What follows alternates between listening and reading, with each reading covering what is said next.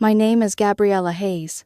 I was 34 years old when I learned that the fastest way to destroy a family isn't through money. It's through the things people say about your child when they think you'll keep forgiving them. Looking back now, most people assume everything started the night I cut off my niece's tuition. It didn't. That decision was only the consequence. The real beginning happened 3 seconds earlier. 3 seconds that changed everything. We were sitting around my father's dining table. The kind of dinner that looked warm and happy from the outside. Candles, wine glasses, family photographs on the walls. The kind of scene that convinces strangers a family is close. My daughter Emma was sitting beside me. She was quietly eating mashed potatoes and doodling little characters in the corner of a napkin whenever she thought nobody was looking. That was Emma. Creative, curious, gentle. The kind of child who noticed when someone looked sad. The kind of child who wrote stories instead of chasing attention. Across the table sat my older sister Claire and her daughter Lily. For years, Lily had been treated like the family prodigy. Straight A's, advanced classes, private school. Every achievement celebrated like a national holiday. I never resented Lily. She was a good kid. The problem was the adults around her, especially Claire, and especially my father. Dad was pouring himself another glass of red wine when he looked toward Emma. He didn't even lift his eyes completely. He said it casually, like he was discussing the weather. Emma's sweet, but she's not exactly bright like Lily. The room went silent. I remember the sound of ice shifting inside someone's glass. I remember the ticking clock above the fireplace. Most of all, I remember Claire's smile. Not a shocked smile. Not an uncomfortable smile. A satisfied smile. Like someone had finally said what she'd been thinking for years. Emma froze. Her fork stopped moving. She stared at her plate. Then, she slowly pushed her food around without taking another bite. I felt something inside me go cold. Not angry. Not yet. Cold? Because suddenly, dozens of moments from the past few years lined up perfectly in my head. The Christmas comments, the comparisons, the jokes. The way Emma's artwork was ignored while Lily's report cards were framed. The way Claire always found subtle ways to make Emma seem lesser. I picked up my water glass, took a slow sip, then I looked directly at my father. In that case, I said calmly, your star student can find another way to afford private school. Claire blinked. I continued, my money's out. The wine went down the wrong pipe. Claire started coughing. Dad finally looked at me. Actually, looked at me. Like he had just realized I existed. Nobody spoke. Emma still hadn't looked up. Here's the part nobody at that table seemed to remember. For the previous 2 years, I'd been paying Lily's tuition at St. Marceline Academy. $30,000 a year. Claire's boyfriend had left. Her finances collapsed. She cried. She begged. She promised she'd repay me someday. I helped because she was my sister. Because family mattered to me. At least it used to.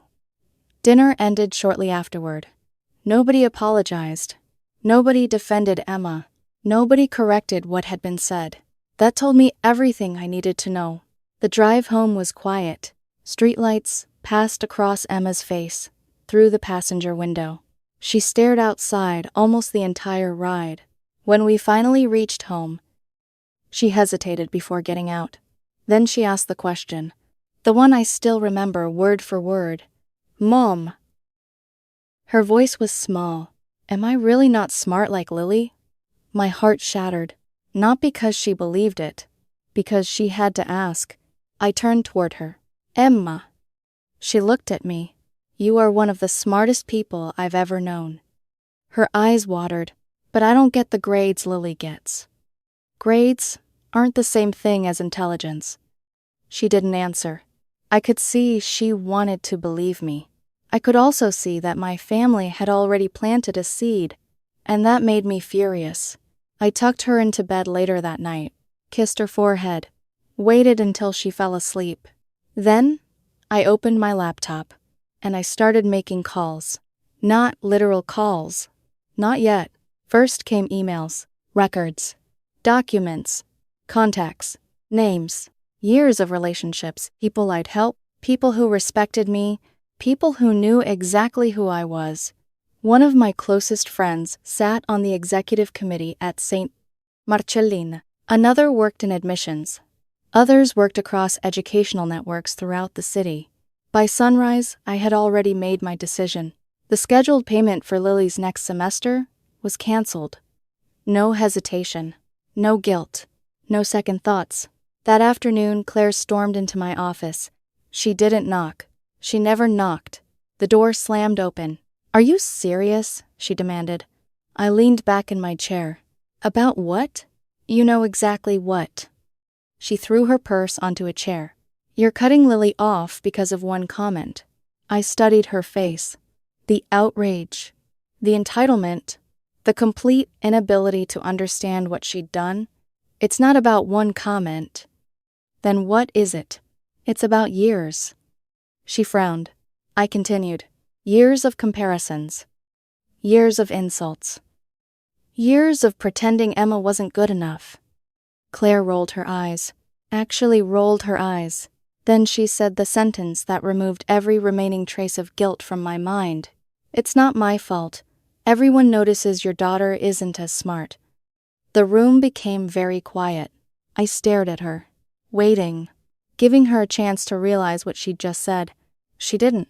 Instead, she crossed her arms, like she expected me to apologize. Instead, I opened my desk drawer, pulled out a thick file, and placed it on the table between us. Claire frowned. "What is that?" I slid it toward her. "Proof." Claire opened the file like she expected a trick. But there wasn't one. Inside were copies of every payment I'd made to St. Marcellin on Lily's behalf, tuition receipts, confirmation emails, messages from Claire begging me not to let Lily lose her place, notes from school staff thanking me for stepping in, even screenshots of the texts Claire had sent after her boyfriend walked out. I watched her face change page by page. Anger first, then embarrassment, then panic. "You kept all this," she whispered. "I keep records." "Why would you need records against your own sister?" "Because my own sister keeps forgetting who saved her." Her mouth tightened. I told her I had already withdrawn all future payments. I had already spoken with the school. Calmly. Professionally. No drama. No lies. Just the truth. I was no longer financially responsible for Lily's education. Claire stared at me like I'd slapped her. "You are ruining a child's future because you're jealous." I almost laughed. Jealous of what? Her eyes sharpened. Of Lily? Of what she is? Of what Emma will never be. That was when the last door closed inside me. I leaned forward. Emma has already been accepted into 2 elite art programs. Claire's expression flickered. "And next fall," I continued, "she starts at a charter school focused on digital storytelling." Claire went still. The same thing Lily mocked her for last Christmas. For once, Claire had nothing to say, so I finished it for her. Most of Lily's recommendations came through my contacts. "Your boyfriend is gone. You don't have the network. You don't have the leverage." I got her in. I paused. "And now, I'm stepping away." Claire stood so fast, the chair scraped the floor. "You'll regret this." "No." "Claire." I looked at the file in her hand. "I think you will." That night, my father texted me. One sentence. That was cruel. "She's just a child." I read it twice. Then I blocked him. The next few days were quiet. Too quiet. Emma seemed lighter. Almost relieved. But I knew Claire. Silence didn't mean reflection. It meant planning. 3 nights later, I got a security alert. Someone had tried to access my email at 2:14 a.m. from an old device. For a moment, I thought it was a mistake. Then I remembered. Years ago, when Claire's laptop broke, I had lent her my old MacBook, the same one she never properly returned, the same one she claimed was sitting in storage. She was trying to get into my email, probably looking for proof, or dirt, or anything she could twist into a weapon, but Claire had always underestimated me. That laptop had been wiped clean, every password changed, every account protected. Still, it told me everything. She wasn't sorry. She was hunting. The next afternoon, Saint Marceline called. Lily had officially lost enrollment. Claire had gone to the front office screaming, demanding an extension, threatening the staff, threatening the press. My friend on the board told me, off the record, that the school had documented everything. Difficult parent, disruptive behavior, potential liability. Those words matter more than people think. In elite education circles, reputations move faster than applications. That was when I understood something clearly. I could stop here. Or I could stop pretending Claire was harmless. For years, I had been the stable one, the helpful one, the one who sent checks, hosted holidays, forgave insults, and kept family secrets wrapped neatly, so nobody outside would see the rot. They mistook my patience for weakness. That week, I made 3 phone calls. One to a district director who oversaw private school accreditation, one to a family lawyer who knew exactly how messy Claire's life had become after her boyfriend left, and one to a journalist who used to work with Claire when she still called herself a parenting columnist. I didn't lie. I didn't exaggerate. I didn't ask anyone to do anything illegal. I simply stopped protecting her. I told the truth. About the manipulation. About the borrowed money. About the way Claire used Lily's gifted status like a weapon. About how she smiled while my daughter was humiliated. A week later, an op-ed appeared online. The title was simple: When Gifted Turns Toxic. The narcissism behind elite parenting. Claire knew. Of course she knew. That evening, she showed up at my house. No knock, just fists against the glass. "You think this is funny?" she shouted when I opened the door. I stood in the doorway. Emma was upstairs. "I would not let Claire bring poison into my home again. I don't think it's funny." "You think you're some kind of hero." "No." I kept my voice steady. "I'm just a mother who stopped being useful to people who hate her child." Her face twisted. "You think you won?" I said nothing. "Lily will get into another school. She has offers. We'll be fine." Then she smiled. That same ugly little smile from dinner. "Your daughter will still be average." I felt my hand tighten around the doorframe. But I didn't yell. I didn't give her the satisfaction. I only said, "Good luck." Then I closed the door. What Claire didn't know was that I'd already made the last call. Her name was Renee, an old college friend, now head of admissions consulting for one of the largest placement firms in the state. Renee didn't owe me one favor. She owed me 2. I told her the story from beginning to end.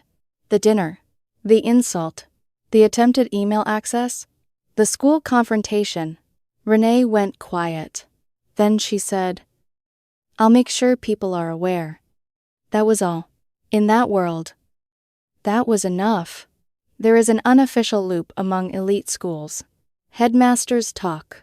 Admissions directors compare notes. Consultants warn each other about difficult families. No one has to blacklist you on paper.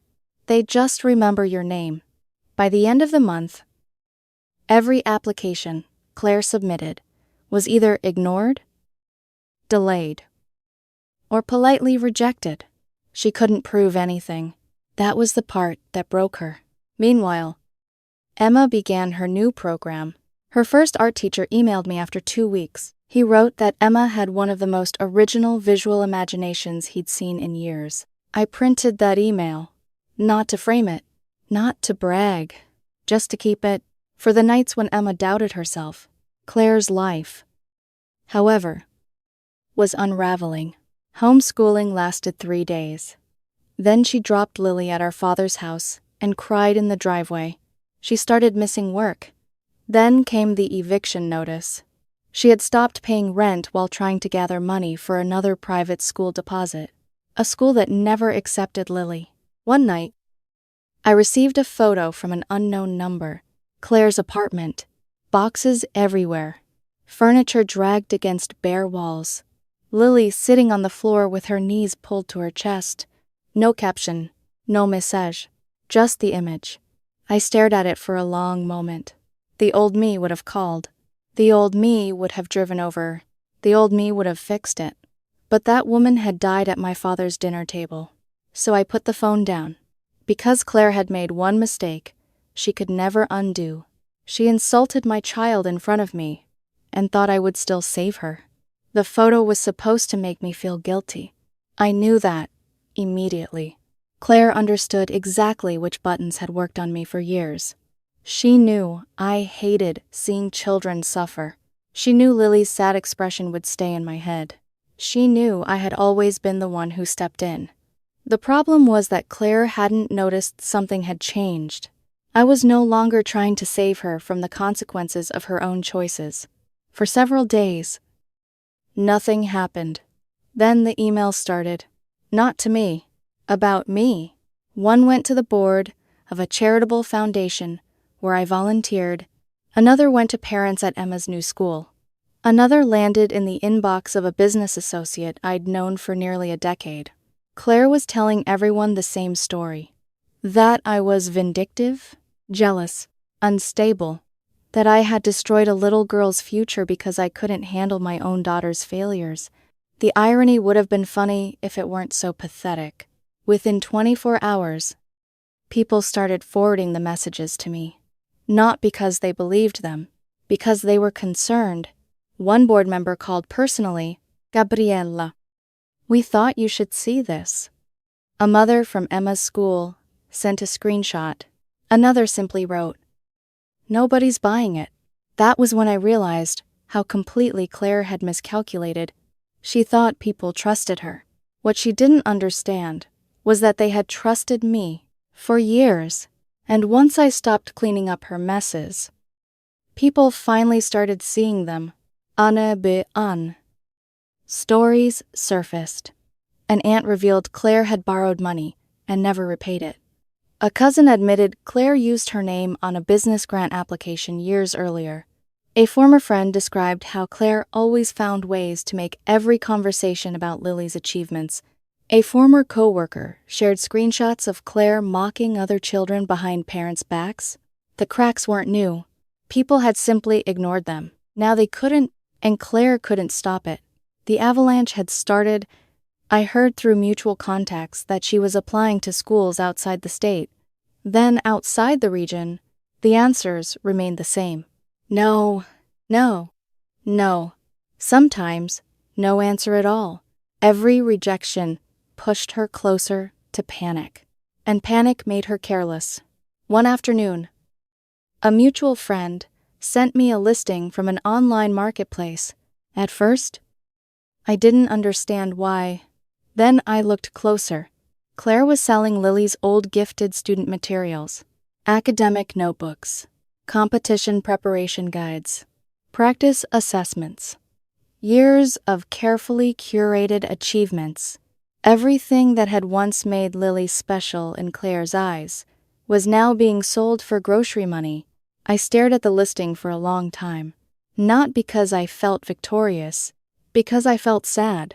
For Lily, a child who had spent her whole life being treated like a trophy, and now the trophy was being dismantled piece by piece. A week later, my phone rang. Unknown number. I almost ignored it. Almost. Instead, I answered. There was silence. Then Claire's voice. I barely recognized it. The arrogance was gone. The sarcasm was gone. Even the anger was gone. She sounded exhausted, like someone who had been carrying a weight she could no longer hold. Gabriella. I didn't respond. She took a shaky breath. I'm sorry. The words hung there. For years. I had imagined hearing them. For years. I thought they would mean something. Now, they sounded strangely empty. Claire kept talking. She said she had been overwhelmed. She said she was scared. She said everything spiraled out of control. She said Lily missed school. She said they were running out of options. She said she never meant what she said about Emma. She said she was desperate. I listened. Quietly. Patiently. Letting her finish. When she finally stopped, the silence stretched between us. Then I asked one question. Are you sorry because you hurt Emma? She didn't answer immediately. And that pause told me everything. Eventually, she whispered, I'm sorry for all of it. Not the answer I asked for. The answer she thought would work. I closed my eyes. For a moment, I remembered every holiday, every check, every favor, every insult I ignored. Every time Emma smiled politely while someone compared her to Lily. Every time Claire benefited from my kindness and treated it like an obligation. Then I opened my eyes. This isn't my problem anymore. Silence. I could almost hear her processing the words. Then she laughed nervously, like she thought I was joking. Gabriella. This isn't my problem anymore. The second time was harder, colder, final. And for the first time in my life, I truly meant it. Another long silence followed. Then the call ended. No yelling. No dramatic threats. No final argument. Just silence. And somehow that was more powerful than any revenge I could have planned. Claire never called again. Months passed. Life became peaceful. Not perfect. Peaceful. There is a difference. I still heard occasional updates. Claire tried starting a tutoring business. It failed. She tried launching parenting content online. Nobody paid attention. She posted cryptic messages about betrayal and jealousy. Most people scrolled past. The audience she'd spent years building had disappeared. Not because of me. Because people eventually get tired of manipulation. Meanwhile, Emma was thriving. Not surviving. Thriving. She was accepted into a summer digital arts program hosted by a nearby university. She made friends who shared her interests. She found mentors who encouraged her creativity. For the first time, she was surrounded by people who celebrated who she actually was. One afternoon, I walked into her room looking for a charger. Instead, I found a folder on her laptop. The title read, Worlds I Want to Build. Inside were sketches, characters, maps, story outlines, entire universes she had created herself. Page after page of imagination.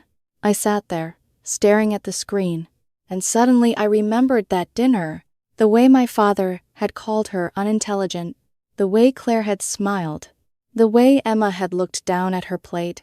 They had been so wrong, not just cruel, wrong. A few weeks later, Emma and I were driving home from her summer program. The sun was setting, traffic moved slowly. Out of nowhere, she asked a question.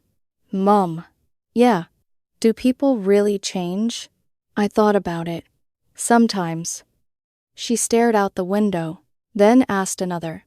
What about people who apologize but don't mean it? The question hit harder than she realized. I looked at her reflection in the glass, and I answered honestly, those people usually don't change. She nodded, like she already knew. We never mentioned Claire by name. We didn't have to. Near the end of summer, I ran into Lily at a bookstore. She was alone in the children's section, reading a graphic novel. She looked older. Not physically, emotionally. Like life had forced her to grow up too quickly. She noticed me. For a second, neither of us moved. Then she gave me a small, awkward wave. I waved back.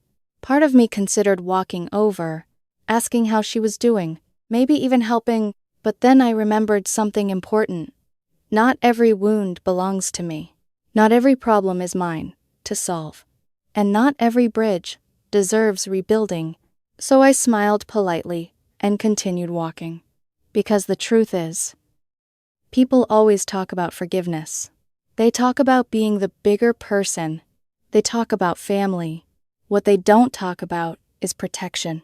Sometimes protecting your child means disappointing everyone else. Sometimes it means letting people face consequences they've spent years avoiding. And sometimes it means walking away forever. My father never apologized. Claire never came back. The family, I thought I had disappeared. But Emma smiled more. She laughed more. She believed in herself again. And if losing them was the price of that, I would pay it every single time. Because the moment they looked at my daughter and decided she wasn't enough, they made their choice. When I walked away, I simply made mine.